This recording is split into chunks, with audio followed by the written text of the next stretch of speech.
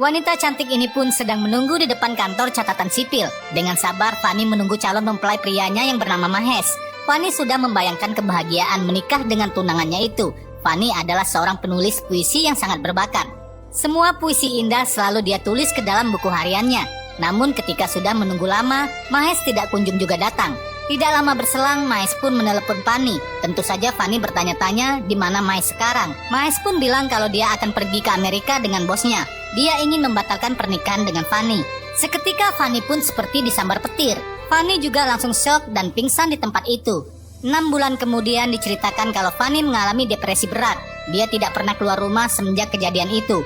Ibu yang melihat Fanny terus-terusan mengurung diri, meminta Fanny untuk keluar rumah. Ibu meminta si Fanny untuk mendaftarkan lowongan pekerjaan di sebuah media. Mungkin setelah Fanny bekerja sebagai jurnalis, Fanny bisa melupakan kenangan pahitnya di ghosting sama si Mahes. Beberapa hari kemudian, Fanny diantar ayahnya pergi untuk interview di kantor media itu. Di dalam perjalanan tidak sengaja Fanny melihat ada mas-mas rock and roll sedang naik motor. Tidak berselang lama, Fanny sampai di kantor media untuk interview. Di saat itu dia sempat merapikan tali sepatunya. Di sana juga dia bertemu lagi dengan sosok cowok tadi yang bernama Chris Kapoor. Ketika itu, Chris melihat buku harian Fanny yang tertinggal dan mengambilnya. Singkat cerita, Fanny pun diinterview oleh HRD di sana. Melihat kemampuan dan CV-nya si Fanny, Fanny pun diterima sebagai jurnalis magang di perusahaan mereka. Tugas Fanny adalah untuk mewawancarai artis-artis dan musisi yang sedang viral. Saat dia keluar, Fanny kaget karena dia dicegat oleh si Chris yang mengembalikan buku hariannya. Chris juga langsung menyebut nama Fanny, tapi sifat Chris ini sangat buruk. Dia sangat temperamental dan emosian parah. Chris mengamuk karena Pipan membuat berita kalau bandnya itu menonjolkan salah satu member yang merupakan anak konglomerat agar bandnya itu bisa terkenal. Pipan tidak menganggap anggota band lainnya yang sudah bekerja keras. Apalagi sosok Chris yang adalah vokalis dari band itu. Setelah menghajar Pipan, Chris langsung pergi keluar. Tapi sebelum cabut, dia berhenti dan bilang ke Fanny kalau tulisan Fanny itu sangat indah. Setelah mengatakan itu, dia pun langsung pergi begitu saja. Malam harinya, Chris ngamuk-ngamuk di depan tempat konser. Dia itu tidak terima kalau Mohit lebih menonjol daripada dia yang seorang vokalis. Emang sih iya, band Josh itu disponsori penuh dengan uang bapaknya si Mohit. Tapi Chris itu tidak terima kalau bukan dia yang menonjol di bandnya. Gara-gara keributan itu, semua member band pun langsung bad mood dan memutuskan untuk cabut. Seketika itu juga, Chris pun langsung masuk ke dalam dan mempersiapkan semua alat musik seorang diri. Di sana dia langsung mengambil mic dan bernyanyi. Terlihat Chris berhasil menghibur para penggemarnya. Intinya sih, walaupun seorang diri, Chris berhasil bernyanyi dengan sangat bagus yang membuat semua orang di sana bertepuk tangan. Setelah konser, Katy pun ingin berbicara serius dengan si Chris. Katy juga tahu kalau Chris itu sangat berbakat. Tapi kalau sifat tengil dan temperamentalnya itu masih seperti ini, Chris akan hancur sendiri. Apa kata si Chris? Dia itu tidak peduli. Dia nggak peduli dengan pendapat orang lain.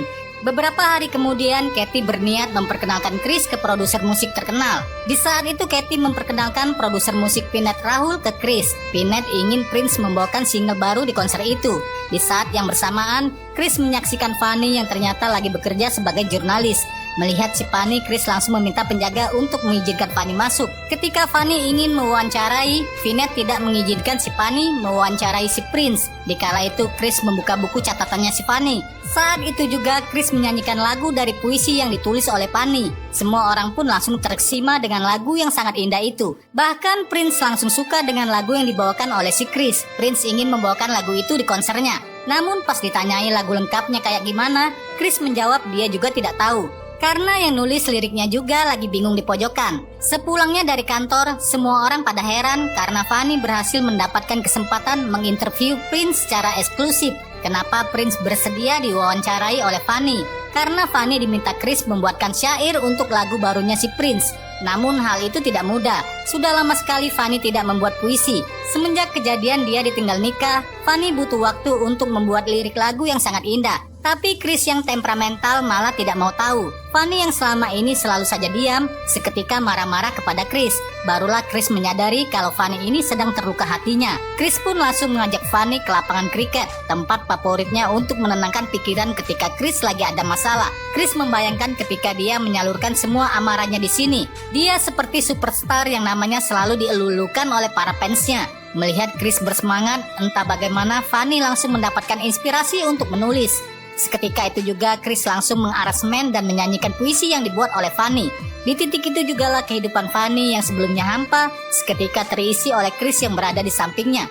Sedikit demi sedikit mereka mulai saling melengkapi. Mereka sering menghabiskan waktu bersama di studio, naik motor bersama, dan menghadiri acara. Singkat cerita, syair si Fanny menjadi sebuah lagu yang sangat indah. Prince dan Peanut sangat suka dengan lagu baru itu, tapi Peanut ingin mengubah sedikit suasana lagu itu yang terlalu mellow. Chris mengiyakan permintaan Peanut. Dia berjanji akan menyelesaikannya besok siang. Fanny pun bertanya kenapa Chris bersedia mengubah aransemen lagunya. Chris pun berkata dia melakukan ini semua demi Fanny. Dia harus menurunkan egonya agar Fanny bisa wawancara eksklusif dengan si Prince. Sempat terjadi perdebatan kecil di antara Chris dan Fanny. Tapi pas lagi ribut-ributnya itu ada polisi yang datang. Polisi itu meminta Chris untuk keluar sebentar. Rupanya polisi baru saja menangkap ayahnya si Chris, Ashok Kapoor, karena mabuk dan membuat kekacauan di jalan. Polisi bilang kalau sampai Ashok berbuat kekacauan lagi, maka mereka akan menangkap Ashok. Setelah polisi pergi, Kathy pun langsung membopong Ashok untuk segera pulang. Tapi Ashok malah terus meronta-ronta.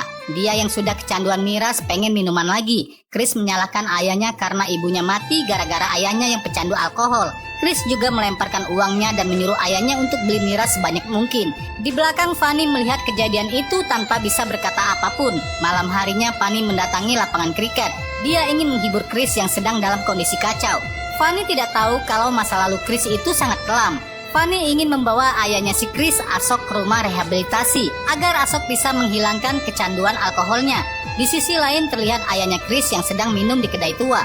Dia itu diusir karena utangnya di sana-sini sudah terlalu banyak. Setelahnya Chris pun membawa ayahnya ke rumah rehabilitasi kecanduan alkohol. Karena tidak punya uang, Chris memutuskan sesuatu yang sangat besar. Dia akan menjual semua hak lagu barunya ke Peanut. Malam harinya, Chris mengantar Fanny pulang. Ketika berhenti, Chris juga sangat berterima kasih pada Fanny. Tanpa Fanny, mungkin Chris tidak bisa melewati semua masalahnya. Chris juga memutuskan lebih baik mereka tidak berhubungan lagi. Karena Fanny akan jauh lebih baik bila tidak bersamanya. Musisi tanpa masa depan. Setelahnya, Chris pun langsung meninggalkan Fanny. Beberapa hari kemudian diperlihatkan seluruh keluarganya Fanny melihat wawancara eksklusif Fanny dengan Prince. Tapi Fanny terlihat sangat datar. Ketika datang ke konsernya Prince, Fanny tidak sengaja melihat Chris di sana. Seakan takdir tidak merestui mereka untuk berpisah, mereka pun malah saling berdekatan. Setelahnya kayak gimana, ya gitulah ya. Pastinya kalian sudah pada nebak. Sampai suatu hari, Chris mendatangi basecamp bandnya dulu. Dia menanggalkan semua gengsinya, lalu Chris pun berniat meminta maaf. Teman-teman bandnya pun langsung menarik Chris dan menyiramnya dengan bir. Mereka sih aslinya juga sangat merindukan Chris. Semua berkat siapa? Berkat Fanny yang membujuk si Chris untuk meninggalkan semua egonya. Beberapa hari kemudian diceritakan lagu mereka itu booming di salah satu sosial media. Views mereka semakin melonjak, sehingga mereka pun berencana ingin mengadakan road trip konser keliling India. Malam harinya Chris mengantarkan Fanny pulang. Tapi pas Fanny mau nyebrang, dia itu ditarik oleh Chris. Sialnya hal itu dilihat oleh bapak dan emaknya si Fanny yang lagi berbelanja sayuran keliling. Melihat Fanny diantar oleh si Chris, ibunya pun langsung bertanya sambil marah-marah, guys. Apa yang telah diperbuat oleh si Fanny? Apakah Fanny berpacaran dengan berandal gondrong itu di luar? Ibunya tidak mau Fanny terluka lagi. Miles yang eksekutif muda saja bisa mencampakkan Fanny begitu saja. Apalagi si Chris yang penampilannya seperti itu. Tapi tiba-tiba anak gadisnya itu pun langsung lunglai dan seketika pingsan. Ketika sadar, Fanny sudah berada di ruangan CT scan. Terlihat juga orang tua Fanny yang sangat khawatir. Tapi untung saja Fanny tidak mengalami hal serius. Ayahnya juga mengizinkan Chris untuk melihat kondisi Fanny di dalam. Tapi pas berpapasan dengan ibunya Fanny, ibunya langsung bertanya, Fanny adalah segalanya untuk mereka. Hidupnya hancur berkeping-keping karena dicampakkan oleh seorang cowok. Kalau Chris emang serius, nikahilah si Fanny. Bila tidak, jangan pernah bertemu dengannya lagi. Setelah itu Chris langsung menemui Fanny. Kata-kata pertama yang keluar dari mulutnya Chris bukannya bertanya tentang keadaan si Fanny. Tapi Chris berkata, maukah Fanny menikah dengannya? Namun Fanny langsung memotong omongannya si Chris. Walaupun mereka saling mencintai, tapi pernikahan bukan hal yang simpel. Apalagi Chris punya mimpi jadi bintang rock terkenal yang akan dilulukan namanya oleh para fansnya. Fanny tidak ingin menghambat mimpinya si Chris. Dia akan selalu mendukung langkah Chris sampai Chris bisa menggapai mimpinya. Siang harinya Fanny pun diperbolehkan pulang. Di saat itu Fanny dan Chris pun berpisah. Beberapa hari kemudian diceritakan kalau band Josh melakukan road trip ke kota pertama mereka. Sesampainya di kota tujuan, mereka kaget karena bis mereka dikepung oleh banyak orang. Chris dan yang lainnya tidak menyangka gara-gara lagu yang dibuat oleh si Chris dan Fanny, band mereka menjadi terkenal. Fanny mendatangi dokter spesialis otak. Dari pemeriksaan luar, tidak ada yang salah dengan otaknya Fanny. Dia pun memberikan sebuah alamat untuk Fanny ingat. Dokter juga bertanya tanggal berapa hari ini. Terlihat Fanny yang kebingungan pas mengingat-ingat tanggal berapa sekarang. Dokter pun mengulang pertanyaan yang sama, tapi semuanya tidak bisa Fanny jawab. Akhirnya dokter sadar kalau Fanny ini mengidap Alzheimer. Kemungkinan terburuknya Fanny akan lupa dengan dirinya sendiri, guys. Ketika Fanny bingung harus bagaimana, dia pun dipanggil oleh Chris di jalanan. Fanny aslinya ingin menjelaskan penyakitnya kepada Chris, tapi belum sempat dia berbicara, Chris langsung menarik Fanny ke atas mobil orang. Chris menunjuk ke arah bintang-bintang di atas langit. Benar katamu, orang-orang suka dengan lagu kita. Orang-orang memanggil-manggil namaku. Aku akan menjadi superstar. Gara-gara hal itu jugalah Fanny mengurungkan niatnya untuk bercerita kepada Chris tentang penyakitnya itu. Beberapa hari kemudian ketika Fanny ke kantor, di kantor lagi ada rame-ramenya. Rupanya ada investor baru yang ingin bekerja sama dengan kantor media itu. Dan investor itu adalah Mahes, mantan pacar bangkainya si Fanny. Ketika kenangan Fanny di masa lalu pun muncul kembali, tapi anehnya emosi Fanny tidak terguncang. Mungkin penyakit Alzheimer-nya si Fanny sudah mulai timbul. Setelah itu diperlihatkan si Chris yang sedang berkemas untuk konser selanjutnya. Entah kenapa Fanny langsung emosi. Dia juga memarahi si Chris karena belum berkemas-kemas untuk konsernya. Jelas saja Chris heran karena semua barang Chris itu sudah disiapkan dan dimasukkan ke dalam koper. Seketika Fanny langsung terdiam. Dia sadar kalau ingatannya sudah mulai kacau. Melihat Fanny yang bertingkah aneh, Chris pun bertanya apakah Fanny baik-baik saja. Namun Fanny berbohong kalau dia tidak apa-apa dan menyuruh si Chris untuk segera pergi. Malam harinya diadakan acara pesta kantor. Dikala itu Fanny terdiam mematung seolah-olah dia itu tidak fokus. Sialnya pada saat itu Mahes malah melihat si Fanny. Mahes juga bilang kalau dia itu masih mencintai Fanny. Tapi sialnya Fanny itu beneran lupa dan menganggap kalau dia dan Mahes itu masih berpacaran. Fanny meminta si Mahes menikahinya sekarang juga. Tidak pelak, hal itu membuat Mahes jadi panik, guys. Setelahnya Fanny pun tersadar bahwa Mahes pernah meninggalkannya demi menikahi gadis kaya anak bosnya. Sialnya lagi, istrinya si Mahes juga berada di sana. Seketika Mahes menyuruh keamanan untuk mengusir Fanny dari pesta itu. Lalu bagaimana cerita ini selengkapnya? Saksikan next part. Sungguh ini sangat keterlaluan. Wanita ini dicampakkan oleh mantan tunangannya. Di sisi lain, pada saat Chris hendak naik pesawat, dia menyempatkan diri untuk nelpon Fanny. Tapi yang mengangkat malah petugas keamanan pesta. Seketika Chris pun langsung meninggalkan bandnya untuk menjemput Fanny. Di tempat pesta, petugas pun menjelaskan apa yang sebenarnya terjadi di sana. Dia juga menyerahkan tas milik Fanny. Di saat itulah Chris baru menyadari kalau ternyata pacarnya itu menderita penyakit Alzheimer. Tidak berselang lama, Chris mendatangi lapangan kriket. Chris langsung memeluk Fanny dan mengajarinya cara memukul bola yang benar. Tapi Fanny tidak sebodoh itu. Fanny sadar kalau Chris pasti sudah tahu tentang penyakitnya. Di sana mereka pun sempat berdebat. Fanny itu sangat ketakutan. Sekarang dia sudah tidak bisa lagi menulis puisi. Jadi dia sudah tidak berguna lagi untuk Chris. Tapi yang paling Fanny takutkan adalah Fanny akan melupakan sosok Chris. Dan di saat itu Chris mencoba menenangkan Fanny. Dia tidak akan pernah melupakan sosoknya Fanny karena mereka itu saling mencintai. Bila Fanny mulai melupakannya, Chris akan membuat Fanny kembali jatuh cinta lagi. Setelah itu orang tua Fanny pun dikasih tahu tentang kondisinya Fanny. Dokter cuma bisa kasih obat untuk memperlambat gejala Alzheimer. Melihat itu Chris pun meminta izin. Dia ingin membawa Fanny ke tempat yang indah. Keesokan harinya Chris dan Fanny pun sudah bersiap. Chris yang disodori bubur bingung dia itu harus ngapain. Rupanya dia disuapin bubur oleh ibu Fanny. Di titik ini ibu Fanny sudah merestui hubungan Chris dan Fanny. Singkat cerita mereka berdua pun pergi ke gua. Sejenak mereka melepaskan penat. Waktu demi waktu mereka nikmati bersama layaknya sepasang kekasih yang dimabuk cinta.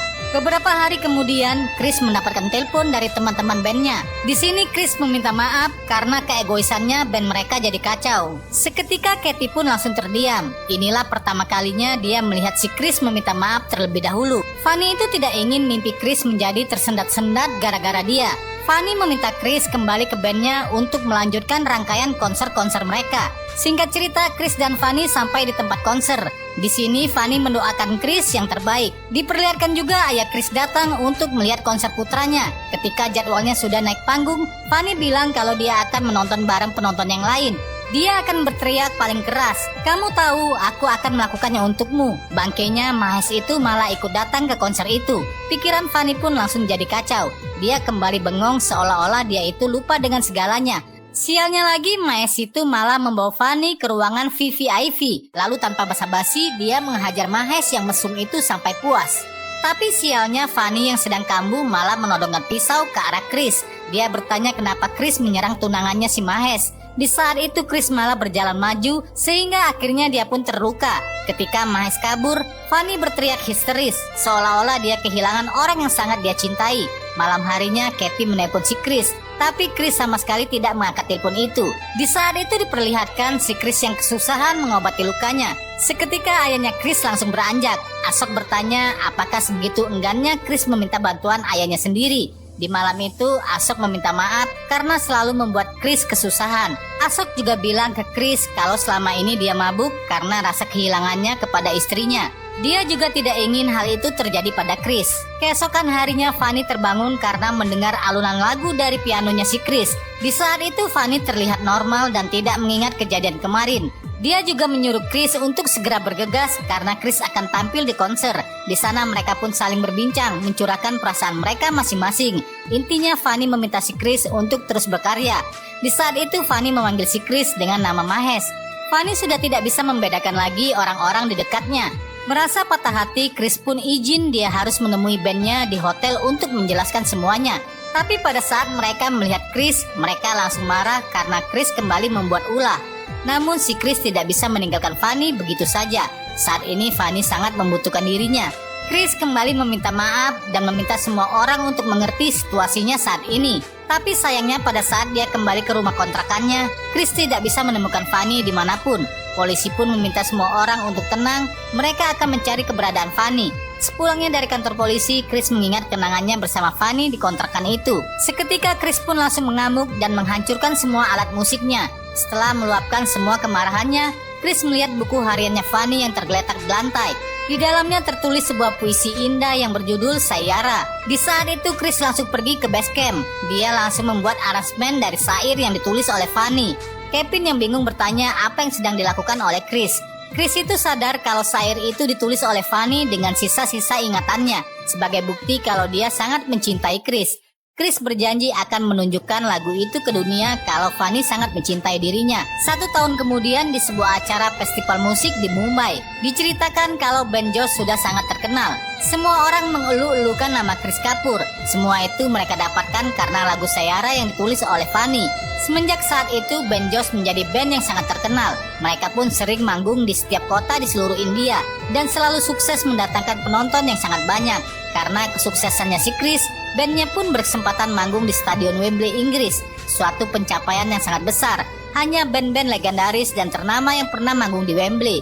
Ketika sedang gladi bersih, Kevin memutar sebuah rekaman video dari segala penjuru dunia untuk keperluan backgroundnya. Tapi Kevin menyadari ada yang aneh pas melihat video dari Manili. Kevin meminta operator untuk mempause video tersebut. Di situ Chris tersentak karena ada sosok Fanny yang sengaja ikutan terekam. Saat itu juga dia pun langsung terbang menuju ke Manili. Singkat cerita, Chris pun sampai di Manili. Dia pun langsung menemui gadis yang berada di dalam video. Dari dia jugalah Chris tahu kalau sosok Fanny sekarang tinggal di sebuah asrama penampungan untuk orang-orang terlantar dan memiliki kebutuhan khusus. Sesampainya di asrama, suster di sana langsung mengenali Chris. Suster memberikan sepucuk surat dari Fanny ketika dia pertama kali datang ke asrama itu. Di surat itu tertulis alasan Fanny menghilang. Ternyata Fanny sengaja meninggalkan Chris agar Chris bisa menggapai mimpinya. Fanny tidak ingin kondisi penyakitnya menghalangi langkahnya Chris dalam menggapai kesuksesan. Hal itu Fanny lakukan ketika dia menyadari kalau dia pernah berbuat kekacauan ketika melihat Mahes di konser waktu itu. Fanny merasa sangat bersalah karena sudah mengamuk dan menusuk Chris dengan pisau. Dalam ingatan terakhirnya, Fanny pun membuat syair puisi yang sangat indah agar Chris bisa selalu ingat dengan dia. Setelah itu Fanny pun memutuskan untuk menghilang selamanya. Fanny pergi ke Manili seorang diri, tapi Fanny tidak pernah ingin melupakan Chris. Dia menempel semua artikel tentang Chris di sana, supaya ketika dia terbangun dari tidurnya dan dia lupa dengan Chris, setidaknya ada foto-foto dan artikel Chris yang bisa mengingatkannya kembali dengan sosok yang sangat dia cintai. Di sana dia melihat si Fanny yang sedang duduk seorang diri. Ketika melihat Fanny, Fanny langsung menyapanya dengan hangat. Seakan-akan Fanny menyambut si Chris. Namun di situ Fanny bertanya, "Siapa kamu? Apa aku pernah mengenalmu?" Seketika hati Chris pun menjadi sangat galau. Tapi di sini Chris menceritakan tentang kisahnya yang memiliki seorang pacar dan sangat dia cintai. Tapi pacarnya itu sekarang tidak mengenalnya sama sekali. Sesudah berbincang, Fanny diajak ke lapangan untuk melihat anak-anak yang sedang bermain kriket.